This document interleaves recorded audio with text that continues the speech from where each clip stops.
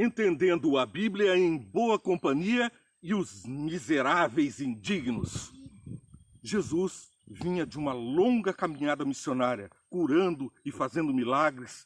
Ele estava cansado e aflito, afligido pela notícia de que João Batista havia sido decapitado. Seu primo, o seu fiel escudeiro que apregoava a mensagem de salvação, anunciava também, além do nascimento de Jesus, além de ter vibrado no ventre de sua mãe, Ana, quando encontrou Maria, diante do bebezinho que estava ainda na barriga de Maria, ele comunicava agora a morte, pronunciava a morte de Jesus. Ele morreu primeiro, mas Jesus sentiu o peso da cruz antecipadamente. Já começava a sentir a maldade humana, todos os nossos pecados começavam a pender sobre seus ombros. Na caminhada, tudo o que ele queria, segundo Marcos, capítulo...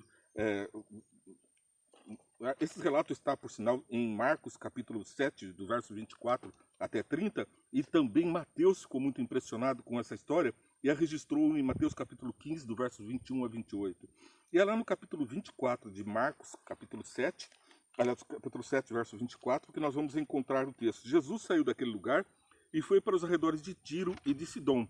Entrou numa casa e não queria que ninguém o soubesse. Contudo, não conseguiu manter em segredo a sua presença. Quando Jesus entra na vida de alguém, em algum lugar, não é possível manter em segredo essa presença. Vamos orar? Senhor Deus, muito agradecidos porque temos Jesus na nossa vida, no nosso coração. Por isso pedimos que contagiemos o mundo com a luz de Jesus, com os milagres que Ele alcança a todas as pessoas indistintamente. Que nós também assim façamos. Abençoa todos que estão participando desse programa, em nome de Jesus. Amém. Jesus estava na região de Tiro e Sidom, uma região portuária. Nessa região havia uma grande interferência de estrangeiros. E esse estrangeirismo fazia com que um cisma étnico fosse ainda mais evidente e mais forte. Os cananitas, povo que havia sido tolerado depois que os povos de Israel derrotou a Canaã, que Deus derrubou as muralhas, esse povo habitava e era tido como indigno.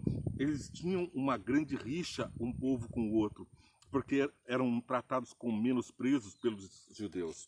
Na história vamos perceber o seguinte, lá no verso 21 do capítulo 15 de Mateus.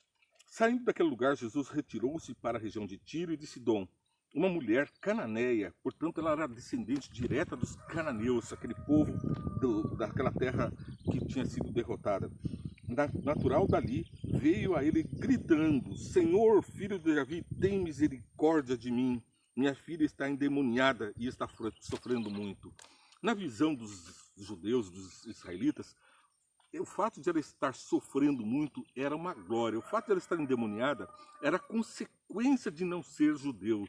E, portanto, ele tinha mais que ser discriminado mesmo. E eles se alegraram quando viram que Jesus não estava dando importância aos gritos. Mas, ao mesmo tempo, eles estavam se incomodando com aqueles gritos daquela mulher. E pediram a Jesus que mandasse ela embora, fizesse com que ela se calasse, saísse dali. Era indigna até mesmo de seguir no cortejo de Jesus, na visão deles. Mas vamos ver o que acontece na história. A mulher cananeia gritando. Nós, muitas vezes, estamos gritando, pedindo por socorro na nossa vida. E não vemos a mão de Deus, os passos de Jesus, que já está indo à nossa frente, resolvendo o nosso problema. Veja só. A mulher cananeia, natural dali, veio ele gritando: Senhor, filho de Davi. Então ela não estava só gritando, ela estava louvando, porque ela estava reconhecendo em Jesus a descendência de Davi, o filho de Davi, aquele que é o Salvador, que é o Redentor. Tem misericórdia de mim. Ela pedia misericórdia para ela, mas era a filha que estava endemoniada. Veja só, minha filha está endemoniada e está sofrendo muito. E Jesus silencia diante do sofrimento e do pedido da mãe. Será? Veja só, 23. Mas Jesus não lhe respondeu palavra. Então seus discípulos se aproximaram dele e pediram: manda embora, pois vem gritando atrás de nós. Sim, eles queriam o silêncio. A misericórdia da filha do endemoniado encontrou eco apenas no silêncio de Jesus e na falta de compaixão dos discípulos. Esses mesmos discípulos, depois de convertidos, passaram também a curar aqueles que eram tidos como hereges, como indignos. Veja só no verso 24, ele respondeu: eu fui enviado apenas às ovelhas perdidas de Israel. A mulher veio, adorou-o de joelhos e disse: Senhor, ajuda-me.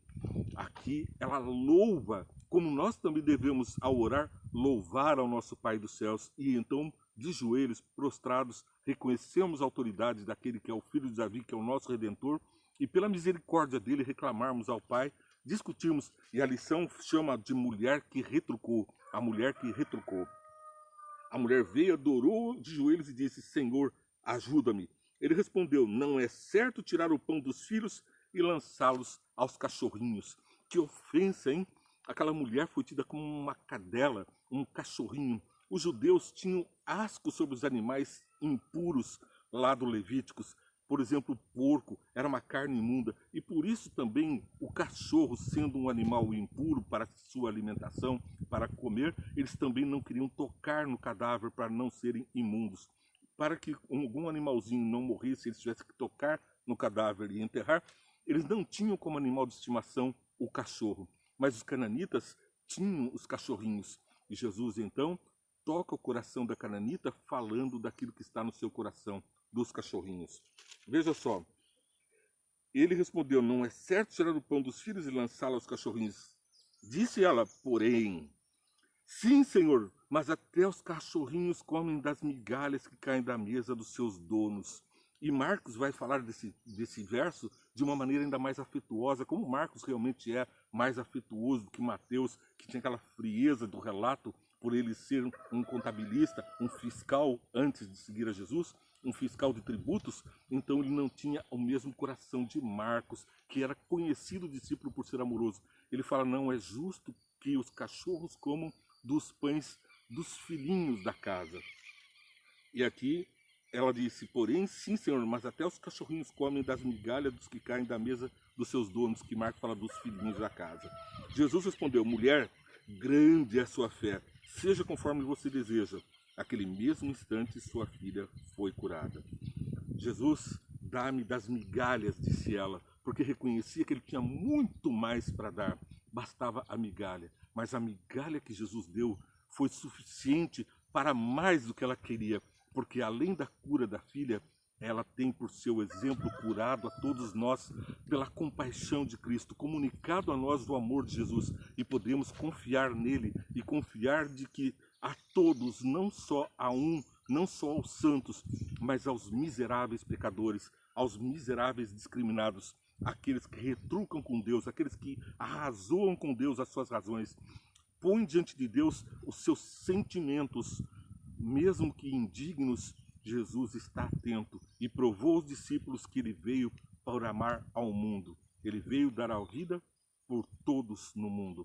E assim os discípulos, depois de convertidos, foram obedecendo a Jesus e de pregar o evangelho a todo mundo, a toda raça, tribo e nação. Não interessa se você é cananita, se você é uma pessoa impura, porque convive com animais impuros, com hábitos impuros. Se você está no lodo do pecado, Jesus te chama. Não é você que grita por Jesus, é Ele que já morreu por você.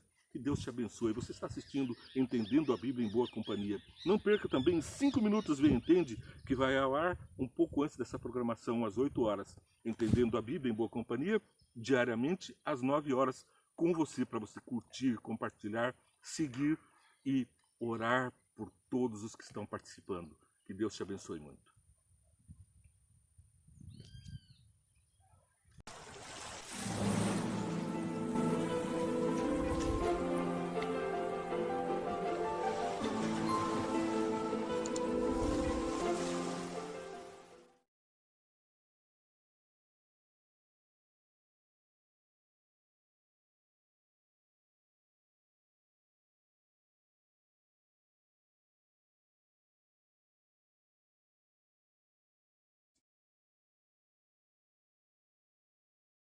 Em Boa Companhia.